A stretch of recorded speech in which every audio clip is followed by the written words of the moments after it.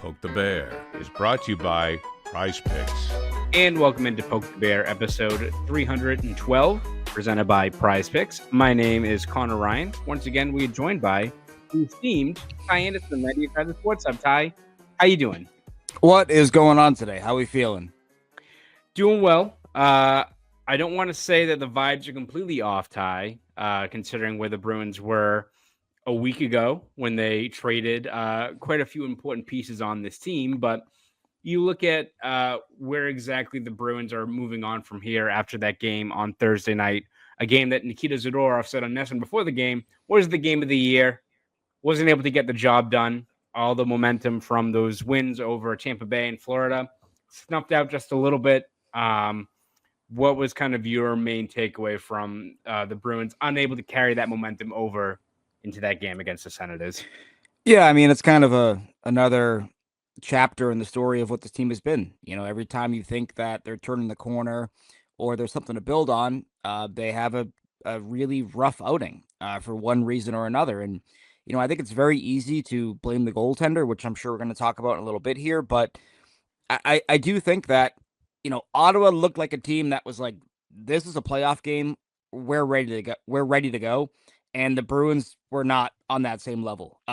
Whether that was the Bruins being so amped up and charged up for Florida that they kind of lost sight of the game ahead, you know, not entirely sure, but just the compete level out of the gate, Ottawa, I really thought smashed it out of the park, and the Bruins were struggling, you know, really off the bat. It felt like that Ottawa forecheck and their relentlessness to keep plays alive, extend plays. That was the difference. You know, like the Bruins had a slow start, but they didn't do themselves any favors in their own zone either. You know, like they had I think it was 4 straight icings led to the first goal. It felt like, and then you know you get outworked, you know, along the boards behind the net, in the slot on the way to the second goal, and it's like, okay, well, all right, this isn't the way it's got to be going. And so, you know, I think when you dig yourself into those holes, we've kind of had this conversation with this team 1,000 times. Like they're not talented enough to work out of a multi-goal hole every game. And so I think you saw the limitations there, and you know, it's just not ready to go. That was my biggest takeaway, just not ready to go for the biggest game of the year, which is sort of in line with how they've gotten here in the first place. Yeah, and I think you hit the nail on the head with limitations being the word there, right? Where also I think you look at just the moves the Bruins have made over the last week, really, and you give them credit, right? They bounced back later on in the game, made it competitive. Very easily could have been a 1-goal game going into the third period if it wasn't for Linus Ullmark just robbing Mason Lohrei there. So you give credit to those guys, and we'll talk more about some of these newcomers that continue to stand out for the Bruins moving forward. But yeah, in terms of like the limitations, you have guys that you wonder if you just have the horses really to compete against like a team like Ottawa that has a lot of talent up and down the lineup, a really effective forecheck. Like as you said, you have a lot of icings there on the first goal. Peake had an icing that was costly. Leading up to the second goal, Wotherspoon had a couple of rough sequences there where he could have moved the puck and cleared it. You had, you know, I think Yuki Haru was lost in coverage briefly on one of those plays. I think maybe it was the 5th goal for Ottawa. Lohrei wasn't able to clear, I think, on the 4th goal. And again, we will discuss more about Swayman as well. But you're right. Like it wasn't just solely on the goaltender. You like a few of those saves there, but that's a game where it's almost like what maybe we were expecting as like the best case scenario for this team, where like the effort is there, and I think you can draw some silver linings, you can draw some positives out of a couple of individual players and be like, all right, you're building something here, but that's a game where it looks like, you know, a game you need to have if you're going to make any sort of push. You just didn't have the execution, or maybe just the horses available to kind of handle what Ottawa is going to throw at you. Yeah, exactly. I mean, let's just look at the goal scorers, right? Like, or just the guys who made impact plays.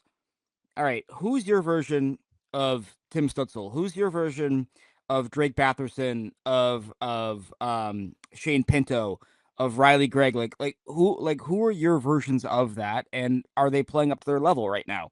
That's been the challenge more often than not, is that, you know, that goal, that bomb of a goal they had, was that Clevin who had that one? Clevin, yeah. So second goal.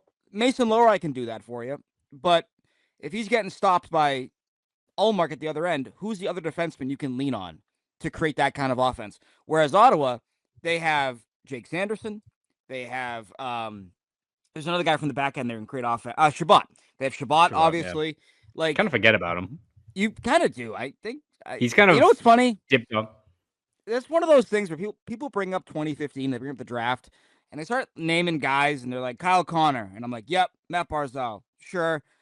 When they mention Shabbat, I'm like, I don't know, I don't know, but that's a me thing. Listen, he's also he's better than Zaboral, but right, franchise player, also, I'm not sure.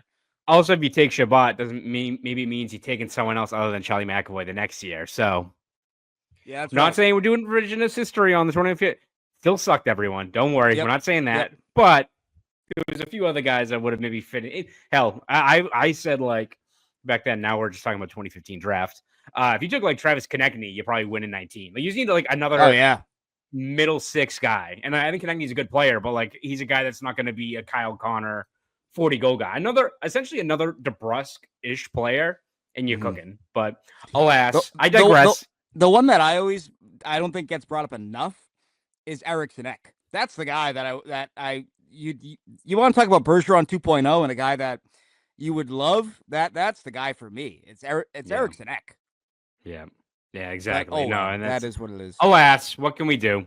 I would take gangrene shoulder McAvoy over Thomas Chabot. That's how I feel about him. Yes, exactly. Charlie McAvoy out of the sling, which is good, but still no idea when he's coming back. So, alas, they would have to, I think, win like 10 in a row for that to be like a consideration. Yeah, exactly. I think that's kind of where it's at. That's how I would look at it. Yeah, I think it's the same thing as Lindholm, right? Lindholm, I think, is officially ruled out. He went under the knife again just to get some stuff out of his knee, but I don't think they're necessarily pushing McAvoy to come back for a game on April 10th if the Bruins are already out of it, right? I don't believe so, no. Yeah. So anyway, back to the game itself. The personnel, a lot left to be desired there. Really struggled early on in that game. Beyond the fact that the struggle against the forecheck and the defense left a lot to be desired. You also weren't peppering Linus Ullmark either, where the Bruins have 4 or 5 shots in the first period. But we do have to note, though, that, again, Jeremy Swayman in a game like that, you need at least one save there. It's the Bruce Cassidy special of timely saves. And I think when you look at this team, right, if you're trying to grab any sort of positives from this group, it does seem like maybe just because they have a lot of guys that have high motors and can kind of make something out of nothing, that they keep on kind of clawing back into these games. And how would this game change if you're only down by 1, at the end of the first, or even down by 2? Hell, like you're down by 2. Lohrei has that goal late in the second. Who knows what that game is? And I know it's a lot of shoulda, coulda, woulda, but when you look at, again, the most important game of the season, you just needed a little bit more from your goalie there. And that's where I think you look, Ty, at this season and where we are right now.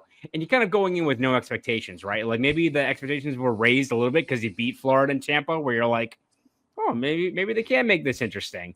But like, I feel like Bruins fans are rolling with the punches now of you just want to get these guys experience, reps, have it be a meaningful product on the ice and make it entertaining. And I think they've done that. Like all these games, the effort has been there. But these are like one of the few games where you leave kind of with a sour taste in your mouth, even if there's no heavy expectations on this team, because it's a game maybe you do claw it out, get a point out of it, if it's not for one of your guys that you shouldn't have question marks about. Like, I know this year's maybe changed some of that, but one of your bedrock guys can't deliver there. And I think that's why it's frustrating. It's like the same if Pastrnak was on like a 8-game goalless stretch while the rest of the team's pulling on the rope. You'd be like, what the hell, man? Where would we be without you? It's kind of that perspective with Swayman, which I think why it's so frustrating. Yeah, and I think what's frustrating for me is that the team is still not kind of learning where Swayman is at right now. And, this is his first year as an uncontested number 1 goaltender. It's not an easy jump. It's just not. Like, it'd be awesome if it were, but it's not. And I think what's frustrating is that we've seen this again and again where he has struggled in the 3rd straight start.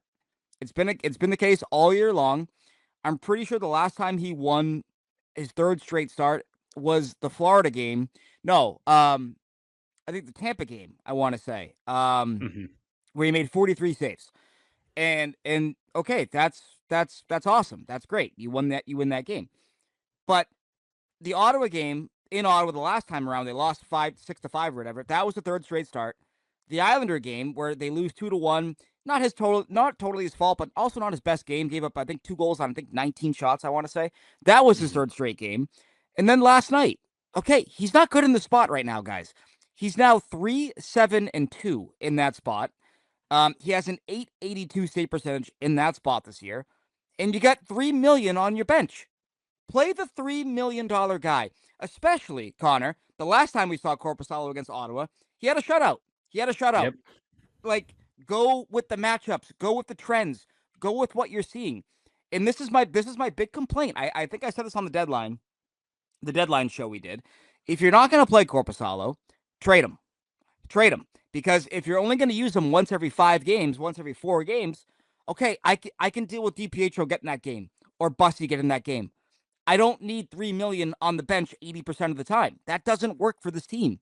And so I think that's what pissed me off about last night was that Swayman had to grind in Tampa, and he had to grind against Florida at home. Give him a break. I know it's the most important game of the year, but if you believe in Korpisalo and you believe in him enough to have that $3 million backup for the next 4 years, you play him in that game. You give him that game against the whole team, which you shut out the last time, and you say, hey, we're leading on you right now. Who gives a shit what talk radio is going to say about Swayman not playing in that game? If you win the game, nobody cares. And your system, your strategy is working. But you keep making the same mistake. I mean, it's now happened 12 times this year where you've gone to this guy for the third straight game and you've lost 9 of those games now. Like, why do you keep doing that? At a certain point, you got to learn. You got to read the trends and you got to go with them. That's what bothers me about that game last night. And yes, he hasn't been good, but we know that he hasn't been good in this spot. So why are we surprised? A, B, more importantly, why are we still going to him in that regard? It's just, that part really kind of bothered me because it negates the whole benefit of an $11 million tandem if you don't use both guys. If you're not going to play both guys, I'd rather have a league minimum guy, and that way I can have an Adam Gaudette or a Shane Pinto or a Drake Batherson or a Tyler Clevin. Like, I can have one of those guys on my roster now as well. And so that part annoys me. But no, Swayman hasn't been good, but he hasn't been good in the spot all year, so I can't be surprised by it now. Yeah, it's almost like you're looking at maximizing your assets. And I feel like when we've mentioned before the Bruins, potentially trading Korpisalo or anything like that, it's not been like, that hasn't been rooted in like Korpisalo's a bum, get him out of here. I think he's been as advertised and been solid. And again, like he's kind of at times been the guy that has stemmed the tide and stopped the bleeding, when put in those roles. He's not been a net negative for this team. No. But if you look at what his contract is and how the Bruins are holding on to, as you said, an $11 million combined cap hit, if that is going to be on your books, and this is a team that, especially going into this offseason, needs to maximize cap space, needs to have as much flexibility as possible, not to throw the bag at Mitch Marner or the next tier below of like an Ehlers or a Besser, one of those guys, right? You need like the $3, $4, $5 million player that's in your middle six that can just pull on the rope. Like, again, give all the credit in the world to the Bruins lineup right now. Like, Khusnutdinov and Lauko probably shouldn't be on your second line, right? And again, like, that's not an indictment on them. It's just where the roster is right now. You need to make the most of the cap space you have. And they have what? I think 28, 29 right now. If all of a sudden you're in 31, 32, yeah, it's only a little bit more money, but you need all the help you can get in terms of really reworking your roster. And again, if you're not going to play Korpisalo and you're just going to roll with Swayman the rest of the way, then what's Korpisalo here for? Like, he's not a bum. He's a guy that has shown you he's got 3 shutouts this year. Like, you can turn to him, and that's why you're taking on that contract, and that's why you have him in that spot. So again, yeah, if it's DiPietro there and he's making league minimum, the Bruins can at least be like, all right, well, we still don't trust this guy in the spot, so we'll go down with the ship with Swayman, but also we're saving money, so you weigh the pros and cons there. If Korpisalo is costing that much and you're not using him when he's shown in the past he can step in. We're not telling him that he should be the number one or we should give all the reps 60-40 to Korpisalo the rest of the way. But if you can't trust Korpisalo, a veteran, to step in there when need be, especially when he's costing you $3 million against the cap, then what's he here for? And again, it's not against him. It's about making the most of your assets going into the summer, and you're wasting him if you have a $3 million guy on the bench that you're either afraid to use or you're just so bought into making Swayman the guy. And it's like, I think he still can be, and I think he needs a reset this offseason. But right now, as you said, there's a trend. Like, you kind of know what you're expecting going into that every third game. Yeah, and the other part of it too, Connor, like to your point, is that let's go back to, I just looked it up real quick. Since January 23rd, which was the shutout that Korpisalo had against Ottawa, he has a 907.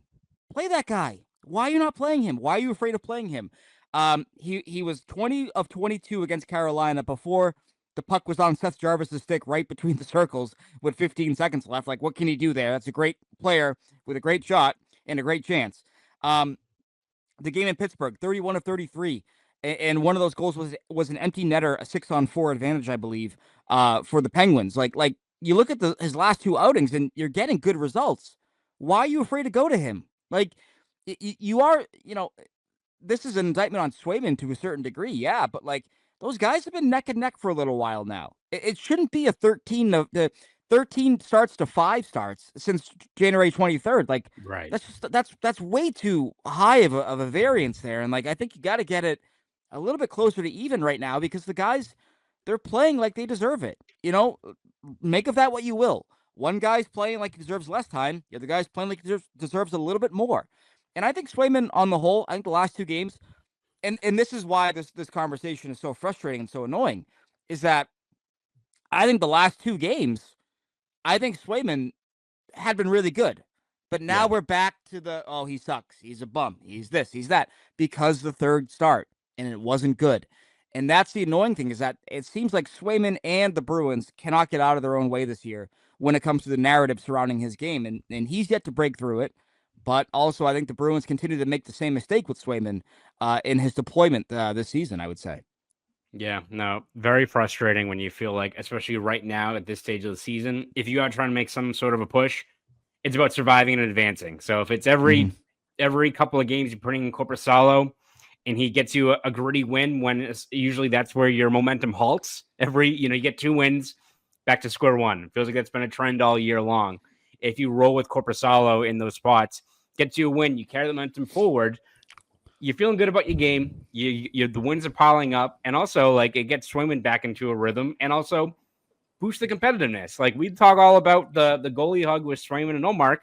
Guys are competitors. They're best buds, but also they fed off the competition of just going, matching each other, not giving up the net. Like that's a key part of it. Like these guys, as much as they're best buds, they both wanted to start in the playoffs. Ullmark was a good soldier last year in the playoffs, but part of him wanted to be in those games like that. That's natural. That's what these guys do. And if Swayman is the number one guy, but he's not playing to that level, especially consistently, and you bring in Korpisalo, one, it puts your team probably in a better position, and also maybe ticks Swayman off a little bit and gets the juices flowing again. That's an underrated part of it as well. Yeah, and also when they split up the tandem, when they split up Ullmark and Swayman, a big reason was because both guys in their exit interviews said, I want to play 55 games next year. Okay, Swayman is 7 away from doing that, and the Bruins have 15 games to go. All right, I personally would like 55 as my cap, 57 as my cap. That's the high end that I want to go, because I do think that the game is so advanced now that you sort of get diminishing returns after you start 55 for a lot of these guys. Bobrovsky was an outlier. Like he got better after 55. Most guys tend to flame out after 55. Georgiev, Hellebuck, Saros. Yeah. They all last year. Their numbers all went in the tank after start number 55. And that's including their playoff numbers as well. So you got 15 games left, and he's already played 48 games. So he's gonna smash that number. So before you get there, why don't you manage it a little bit better? Use the $3 million backup that you have, and that way you're getting to 55 when you truly need it, right? Like they need every point they can get right now. I understand they're not going to be a playoff team for the most likely. They want to make a push though. So now he's going to play 12 of the final 15 games. Okay, well, what's that? What are those returns looking like? Is that going to be more 4 goals on 25 shots kind of nights? Because if so, I'd rather not. I'd rather play Korpisalo a little bit. At least then I think you have a better, if not equal, chance of getting better results than 4 on 25 or 4 on 15, whatever you're going to get. Like, I think that's something that, I think they went a little too aggressive here with the number one goalie workload. I don't think that you have to play that guy 60 games. I just don't. I don't believe that. I don't think a lot of teams feel that way. Igor is one of the best goalies in the world, and I think the Rangers have managed him very well by having Jonathan Quick be there with him, and I think the same thing about Bobrovsky. Like, look at the way they kind of utilized him last year and this year. Like, they're not afraid to go away from him. He still plays a ton, but they're not afraid to, it's a big game to you, and not to us. We're gonna give him a rest because we think he deserves it. Like, you have to manage these guys, and it's honestly, Connor, it's the biggest reason why I'm not a believer in Winnipeg. I just think they're still making the same mistakes with Hellebuck. That I'm like, all right, keep burning them out. Whatever. Let's see what it looks like in April and May. Yep. No, we will see what exactly the Bruins do there, and exactly like Hellebuck, very skilled goalie. Still, if you ask me for the Olympics, I'd rather have Jake Ottinger in there, but that's a debate for another day, I guess. But I will believe it when I see it. I mean, just like there are guys that like they can play 60 games, but should they? That's right. The real question, right? Like, if you can help it.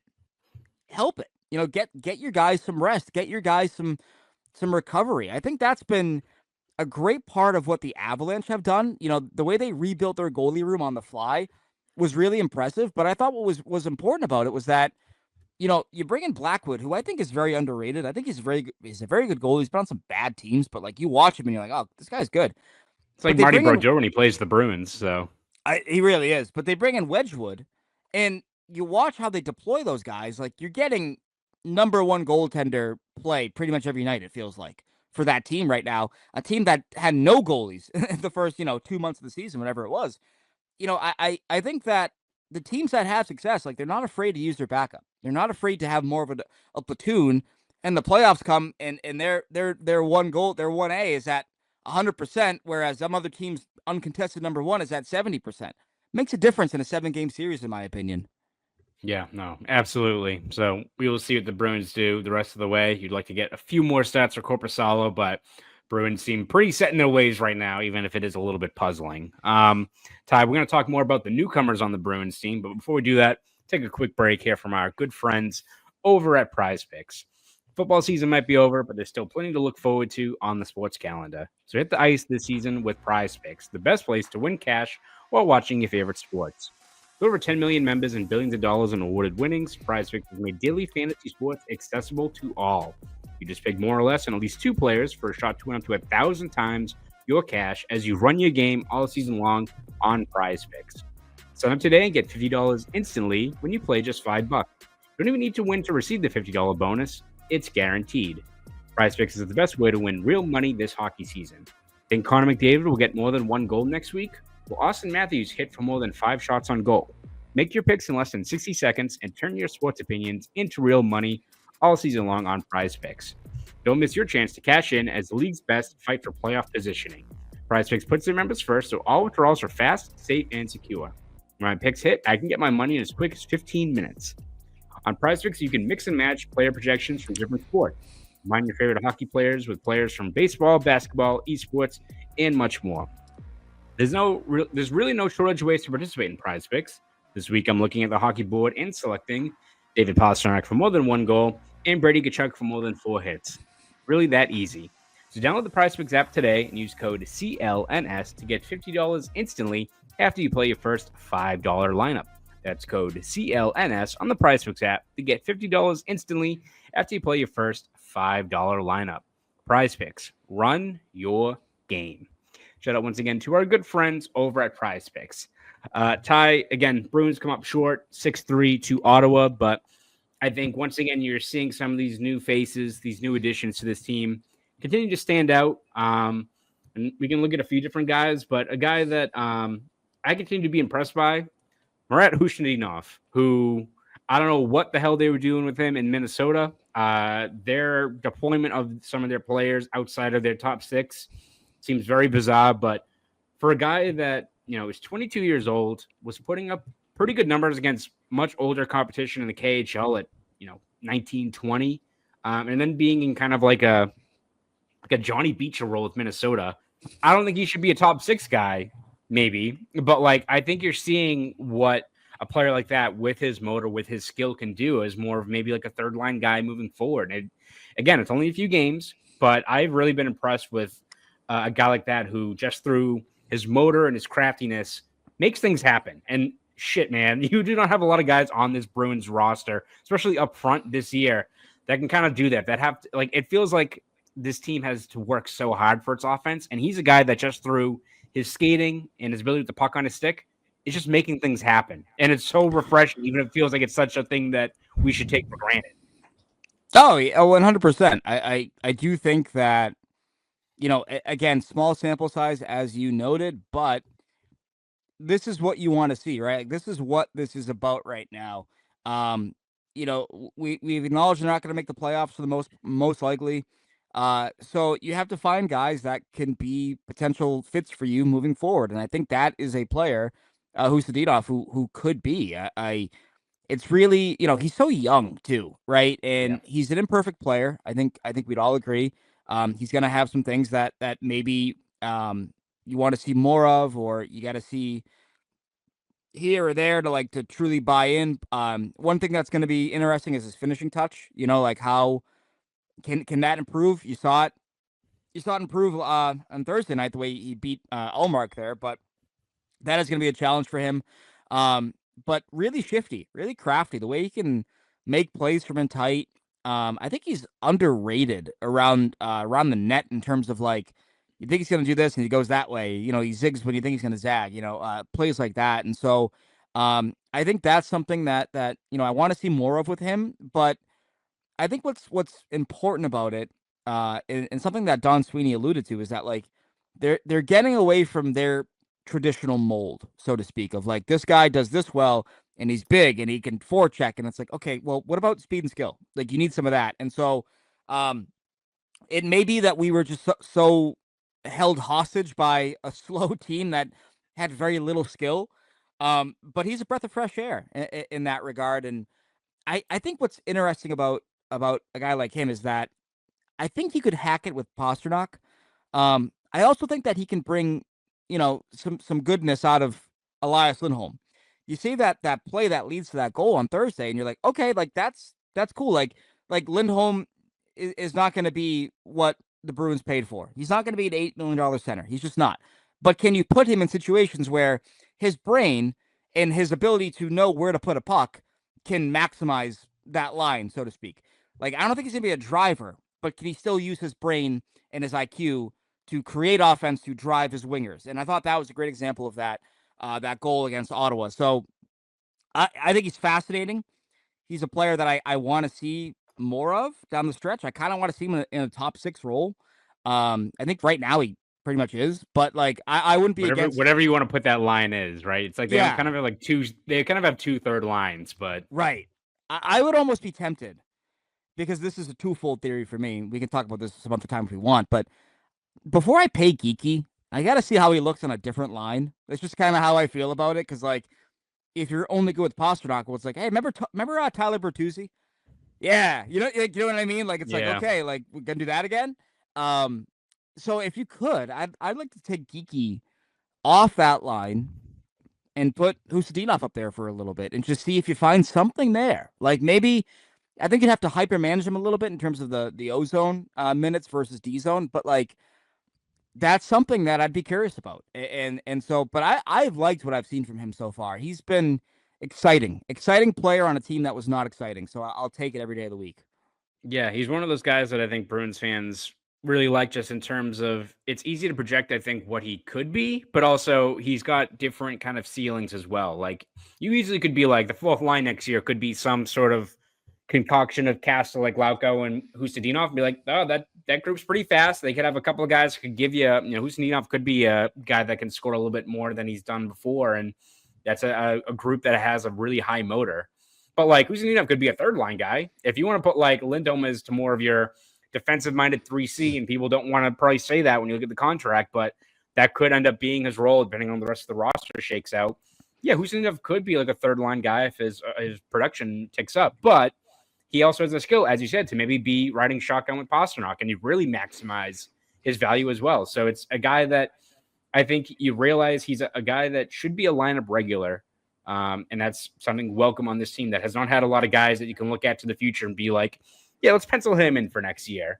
And I think you're seeing a player that does have more to give, which is encouraging because if he's your fourth line stalwart and brings energy and some physicality and makes kind of something out of nothing, good. Yeah, you'll take that. But I think even has more to give there, and it's off of his own skill and his skating ability and all these things that it's only 3 games, but you've seen it pretty much in every single game that he's just making things happen. Yeah, and honestly, like I just think that this is a correction that they needed to make, right? Like I think we all agreed that like they went too deep into the pool of we got to get bigger and we got to get stronger. We got to like no, like you got to be able to score some quick strike offense every now and then, and you see the goal that he scores. You know, that's a big goal. They don't build on it the way they should. You know, like if Mason Lohrei's shot goes in, you know, you're kind of looking at that goal going, that's a big goal. You were down, you just scored, you made it 4-2, then you go right back down 5-2, but then he comes right back, like quick strike offense. Like I do think, you know, like they say basketball is a game of runs, and, you know, I think hockey's becoming kind of similar where like you got to be able to respond right away. You got to have that quick strike ability.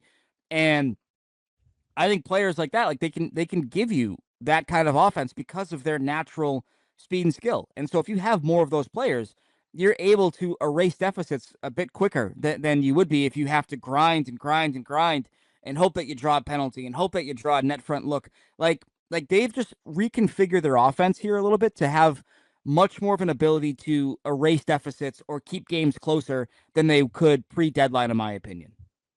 And also, if Lohrei buries that chance, which again, a sicko save from Linus Ullmark, like what can you do there except tip your cap? But Khusnutdinov and Lauko would have gotten the assist on that play. They also made it happen as well off of just recovering pucks and forcing a turnover and finding the open guy there in Lohrei. So again, they should have had points. They should have had points on the Lohrei goal against Florida, in my opinion. I know they didn't, but they should. I thought it tipped one of their sticks. I really did. Exactly. And then you look at another guy that I think has performed well is Casey Mittelstadt, who I think is a guy that you look at this team and he's joining the long list of players they can put in the right spot to succeed. And he's not a player that doesn't have his warts, right? He's not the most physical guy. He gets knocked off the puck quite a bit, but you see the playmaking talent. And I think he's a player that, is he going to drive his own line? Probably not. But I think if you're the Bruins and you look at the skill set he has and what he can provide you, and you can kind of build the environment around him, he could be like a 60-point guy in the right spot. If you give him top power play minutes, maybe he's with Pastrnak, maybe you augment the second line moving forward. But I think he's a guy that if you want to make him part of your featured next group, he's not a superstar, but in that wave of the ancillary players, right? The Geekies, the Zakas, I think you're seeing what he can do because he kind of makes a lot of really small ice, high danger passes that, especially if you ideally bolster your scoring this offseason, he can pile on some points because I think he's been really, really good down low. Yeah, he has a point in every game since joining the Bruins. He's actually won more faceoffs than he's lost in 2 out of the 3 games as well. So he has been, I think, very impressive. What I like about him is the vision, the speed, and the ability. Again, another guy who can make plays from in tight. You know, and he's not a huge guy, and he's not going to use his size or his body. Like he's not going to be a face eater. He's not going to throw hits. He's not going to be any of that. But I feel like he's very good at maximizing his space and maximizing plays with his stick and with his legs. There's been a few times where you've seen it already where he's denied zone exits for the opposition just by being there, you know, and the Cole Koepke goal in Tampa was a great example of that, where that is supposed to be a clean exit, but nope, he comes in there, he's got the long reach, got the long stick, he gets in there, breaks it up, and now they score a goal. He is somebody who just makes more sense for this team right now. And this is the challenge for this team that we've kind of talked about here is Charlie Coyle is a great weapon for years. He was awesome. Third line assassin, possession guy, all of that. He's also 33, and you weren't going to get better than what you got out of him a year ago when it was 25 goals and 60 points. Like that was his ceiling, right? Mittelstadt is younger, makes more sense, a bit more malleable, probably in terms of like what you can turn him into, to your point. And I think, but I think what you're seeing right now is you're seeing a player who is definitely taking that opportunity and running with it. And a guy that I admittedly, I don't know about you, I didn't watch a ton of him in Colorado. I think because when you watch Colorado, you're so focused on McKinnon You're just and staring Makar. at Makar and all them Yeah. just going back and forth. Yeah. Yeah, Devon Taves, Mikko Rantanen when he was there. Like, so you kind of got lost in the shuffle, but like you watch him and you're like, wow, that's a smart player. Like that, like I think for me, the vision is what stands out. Like he's got tremendous vision on the ice where he's making subtle plays or plays that they don't look overly impressive in the moment, and then you watch it like, oh, that's actually a really smart. That's a smart play right there. That's a forward-thinking offensive mind right there. And so I like him in that regard. You need more of those kind of players. Again, it's a correction from going over on the size and the brute and the forecheck. Listen, it's been 3 games, right? Yeah. And Mittelstadt has already outproduced Oliver Wahlstrom, Tyler Johnson, Max Jones, Riley Tufte, even Georgi Merkulov, whom, we've talked about on the show as a guy that we wanted to see more of. Like he's come in, he's produced, and he's not your prototypical Bruin. Okay, there's a sign there. There's a sign there. Yeah. Change what you think, and you may have a better team a year from now than what you have right now. And I think even, again, not to get carried away, but you're seeing, I think, the power play, even if it's not like they're clicking at 60% or something since the deadline, but it feels like it's almost being simplified. But also when you have a guy like Mittelstadt who's like kind of hanging around the goal line with the puck, and as a player that he can thread those kind of small passes and find that ice, it feels like they're kind of the power play especially reminds me a little bit of like how the Panthers, when they're really on, like I know the Panthers have a really structured forecheck. They're really aggressive, but like when they're really rolling, they're just like fucking playing, right? They're just like letting the play come to them. And you're seeing like when Mittelstadt's on with that power play unit, like Lorai's moving around, Pasternak's moving around. And when Mittelstadt has the puck on his stick, guys are just kind of converging at the net front. They're skating. They're trying to find the little pockets of open ice for like a shot from the slot. And it's not like when this power play has been so stagnant with, they've been waiting around, kind of waiting for the perfect play to develop. Now it's like, all right, let's just kind of move. Let's just let the play come to us. We know that Casey's going to find us. Like if we just move around, find that open ice. And I think that it's simplified, but you're seeing more results. Like, again, they're not cashing in on all of them, but it's a little bit of a breath of fresh air when you look at just how they're approaching things. And you can't do that without having a guy who's shown that he's a pretty gifted passer in Mittelstadt. So, again, not getting carried away. I'm not saying you found the Minnesota version of Krejci or you're going to have an 80-point guy next year, but his skill set has been welcomed on a team that, again, has just been so tough to find this season.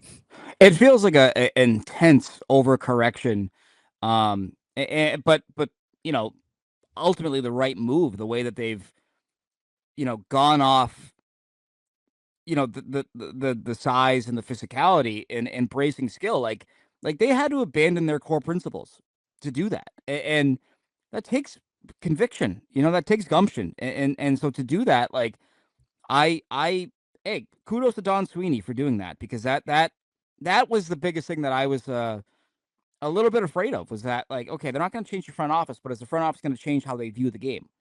This deadline feels like they kind of changed the way that what they did was like, hey, we went too deep in one direction. We got to have a better balance, right? And you mentioned the Florida Panthers, and I think it's such a great case study because they identify like their players, but they're not afraid to bring in imperfect players and repair them, or just maximize them by deploying them here and there instead of saying, no, you got to be this.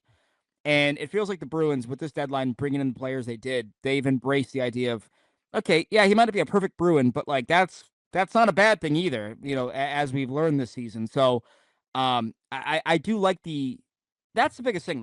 Like we talk about like the whole fire Don Sweeney chants, like on Tuesday night, before the Bruins made their comeback. If you were chanting that because of 2015 or because they gave Elias Lindholm $60 million or whatever, like, okay, fine. If you were chanting that because of the deadline, I think you're crazy. I think you're kind of losing sight of like the bigger picture there, which is changing who you are because the status quo wasn't working for you any longer. And so I think that the deadline was a great. The deadline did a bit to repair my confidence in the front office in terms of like how they view the game, the direction, all of that. And I think mainly because they picked a direction with the players they brought in. Like they understand that you got to change with the times. And now they got to build on that. And you know, the heavy lifting is still in front of them, obviously. Yeah. But I feel a lot better about the front office knowing that they were able to recognize their mistakes and correct them the way they have so far. Yeah, it's there's not often, or you don't see it where the front office willingly is like Bradley Cooper at the beginning of The Hangover, where he's on the phone. He's like, "We fucked up." Like Yeah. you rarely see it, and like to have it also. There's one way to do it right, where you're in like the press conference, and like we got to, you know, essentially what its press conference was in the end of February. It's like, yeah, we might have to be cautious, right? Where it's essentially accepting that they steering it and we made some mistakes, but then to, as you said, completely go into the course correction part of it, of then just changing a lot of your approach up front, knowing that your previous method, your strategy, your overall kind of principle of how you're building your roster wasn't cutting it. So yeah, I give credit for them for kind of ripping off the Band-Aid and putting themselves on a spot moving forward. And I guess that goes into our final topic today, which is what do you do as the best case scenario for this team the rest of the year? Because we know that a lot of the work has to be done in the offseason in terms of making the most of these draft picks, signing in free agents, making hockey trades, all this stuff to really build out this roster.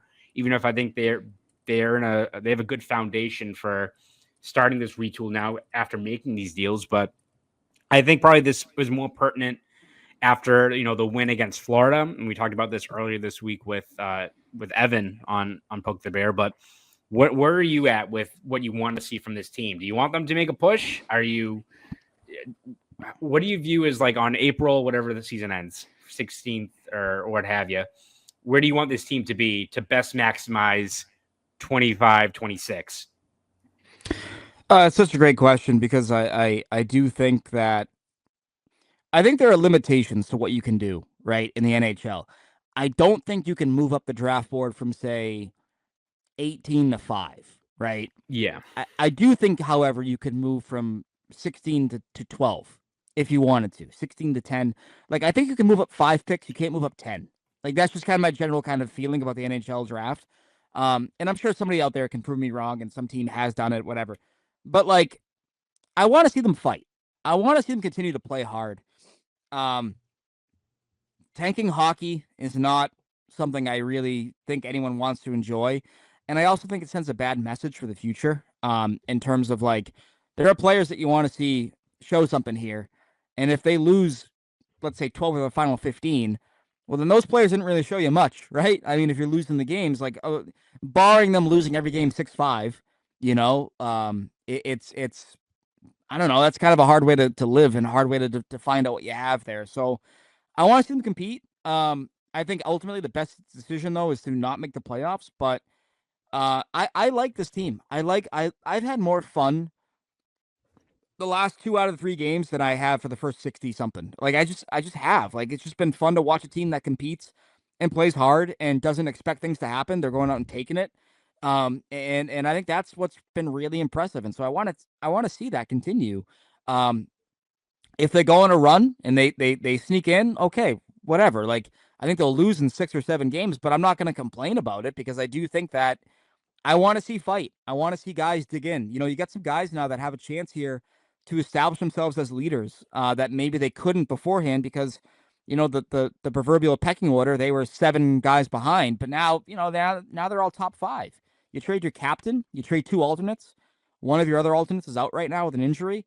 Like you got a chance here for some guys to have a voice, and I want those voices to compete hard. I don't want them to resign themselves to being losers because that's not great either. I don't want a losing culture to be developing, and so I'm ready for the next chapter. But I want the next chapter to start off with like finding your identity of who you are and how you compete. I think is super important. So I want my cake and I want to eat it too, but like kind of want them to continue to play hard, but lose enough that they are picking 10 or 11 in this year's draft. Yeah, and it's one of those situations where I'm not going to really begrudge you for however stance you want to have. If you want them to make a run and make the playoffs, that game on Tuesday, like it was made you remember just how fun the playoffs are. Like it doesn't matter if even if it's a short-sighted goal. That game was so fucking fun, and the crowd was into it, and it just, you're like Heisenberg at the end of Breaking Bad, like I was alive. That game fucking ruled, and I understand awesome. why it's gonna be painful. Maybe most likely not to have that. So I won't begrudge you for being like, no, let this team go for it. I'm not gonna begrudge you for being like, hey, if this year doesn't come around that often, thank Christ, where everything has gone wrong and it's shit.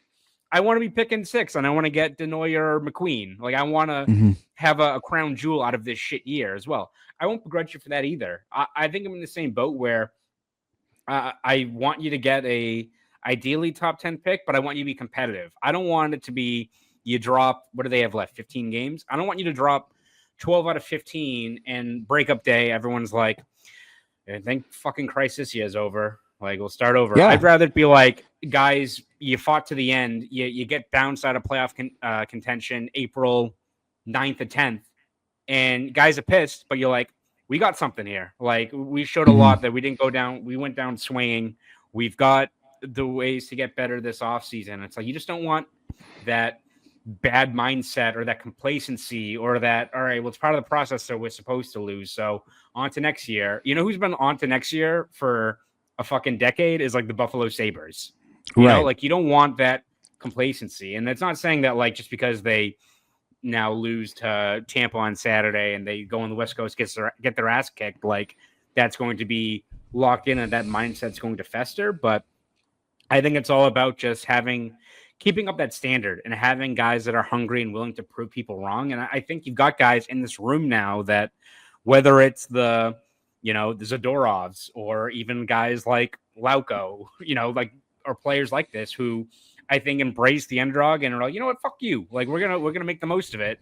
I think having that as you're in this next chapter is important. So yeah, like I feel like maybe my best case scenario is probably, again, you come up short in the playoffs, but you still maintain a competitive mindset. It's like almost like that game against Florida, or even like the game against Ottawa. That game like was frustrating because you really didn't start on time and you needed more saves from your goalie, but like they fought back, right? That's when you don't get a point out of it. But I'm like, hey, maybe they do have something in Khusnutdinov and Mittelstadt. Like that game against Florida on Tuesday where, they come back and win it. But let's say they came up just short, but made a push with the personnel they have against the reigning Stanley Cup champions. I'd be like, that game was fun. These guys gave a shit. They made something out of nothing, really. And it sure bodes well for next year if these guys are still around playing at that level. So it's almost like, again, there's a lot of different scenarios that can play out. But if you're a Bruins fan, you're kind of operating with house money right now, where it's like, however it maps out this year, whether you sneak into the playoffs miraculously and make something out of nothing, whether you lose and you help your draft odds, or you fight to the end and guys keep on pulling on the rope, but you're a little too far gone, you can draw the positive out of all those things, especially if you're looking just to the future of this team. And where they are right now, regardless of how this year ends, is a whole lot better than where they were last Friday when you're looking at what the long-term future is. Yeah, and I just think that like there is a way to appease both. Like, listen, if you lose and you're able to luck your way and the ping pong balls fall your way and you luck into a top 2 pick and you get Misa or Schaefer or Hagens, whoever you want to, whoever it is that you've targeted. Yeah, that's awesome. But like, I also feel like you can get a pretty solid player, at 10, 11, you can get a Carter Barrett, Jake O'Brien. Yeah, exactly. But even if you fall down to 15 and let's say you really target a guy at 11 or 12, like you have enough to make that trade now. Like this is what I think is like, you can do both, in my opinion. You can't move from 25 to 15, but you can move from 17 to 12 if you really want to. I think we've seen it before. And so I think that, and there's always somebody who falls, right? And I go back to, I think it was, and I'm sorry if I'm getting my years mixed up here. It was, God, who I think it was last year. I'm going to look this up now because I don't want to make this point and make an ass out of myself because I do think it's important that I get this correct. Yes, it was last year. Okay, so last year, right? You're watching the draft unfold, and I don't know how you feel about this player, Cole Eiserman. I was a big Cole Eiserman guy. I loved Cole Eiserman, and he's falling, and I'm going, oh, can you make a trade? Can you get up the 5 picks or the 4 picks? I'm like, I don't know if you can. Like, there's always that kind of player, right? And so I think you look at the way the Bruins are right now, they're not going to be picking the bottom of the first round. Like, barring something that makes us all very, very happy, they're not going to be picking bottom of the first round. So you're in a much better striking position to move up the board if you want to, right? And so, but every year there's one of those guys that kind of he's falling. So I don't want to get too wrapped up in this year in terms of like, no, you got to keep losing and keep tanking because like I think you're in that range where you're going to get an impact player by hook or by crook. You know, whether he falls to you naturally or you want to trade up or maybe even want to fucking trade down if you think you can get good value. Like, you're going to have options, I feel like, in this draft where you are right now, regardless of how many games you win or lose over the final 15 here. Yeah. Ty, dare I say, are the vibes up? Because I feel like even if they come up short in these games, you can spin the positive out of all of it. Like where this team is this offseason, I feel just a whole lot better. I feel like vibes are pretty good right now. Win or lose, you like them to win, right? Because it's more fun, I guess. But you can see the vision, even if they do come up short here. Because it does feel like, again, mark my words, if they get smoked by Tampa 5-1 or something, but they have enough mettle and enough fight that they're going to make these games competitive, even if they're staring at a big deficit. So it feels good right now. I'm having much more fun watching a team that competes its ass off and a team that is the underdog versus 60 games of a team that was woefully unprepared, but kept saying, we're going to be okay. We're going to be okay. I got so sick of hearing we're going to be okay because I was like, everything says you're not, but sure, keep saying that and changing nothing. I think this team is much more, and I hate getting wrapped up in this shit, but like the identity of what the Bruins fans want out of their team. They want a team that's going to fight, and they want a team that's going to claw back and kind of have that underdog mentality and just show up to the game and to play, you know, versus thinking the game's going to come to them. And I feel like I've seen much more of that last 3 games. Like, dude, even last night, like even Thursday night, not a great game. They were in it, though. They were in it, and they made a push. And if not for bad goaltending, I would have yanked Swayman after the third one just because I would have said, you don't look right tonight. I don't know what's going on, but you don't look right. We're going to make a change here. Like, they were a bad goalie performance away from that game being extremely winnable, right? If they start on time, if they start, you know, at the 10-minute mark of the first period, like they might win that game. And so they're competing, right? And I think, it's house money no matter how you look at it. You lose, okay, your draft stock is going up. You win, okay, the new guys are showing you something here. You know, like I think right now it's just, this is a discovery mode with a team that hasn't been in discovery mode in a very long time. And so I think you can appreciate that and really find some interesting stuff to look at over these final 15 games, win, lose, or overtime loss for that matter. Absolutely. Ty, before we let you go, where can we read your stuff? Where can we hear you on the airwaves? All that good stuff. Yeah, you can find me at 985thesportshub.com. You can also find me on the radio at 985 The Sports Hub, on the hockey show every Saturday morning from 9 to 11 a.m. Finally, got my Cole crew back this weekend. I got Bob and Ryan in studio. It feels like it's been forever since those guys have been in studio with me. So that'll be good for sure. You can also find me on social media at _Ty Anderson on Twitter and just Twitter. And then Blue Sky, it's Ty-Anderson bunch of letters or whatever. Numbers, I don't know. letters, I don't know how their thing works, but you can find me on there as well. How about yourself? Perfect.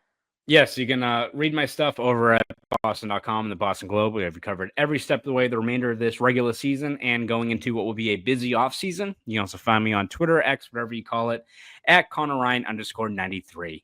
Ty, thank you once again for talking hockey with us. This is episode 312 of Poke the Bear. You fans have a great rest of your week.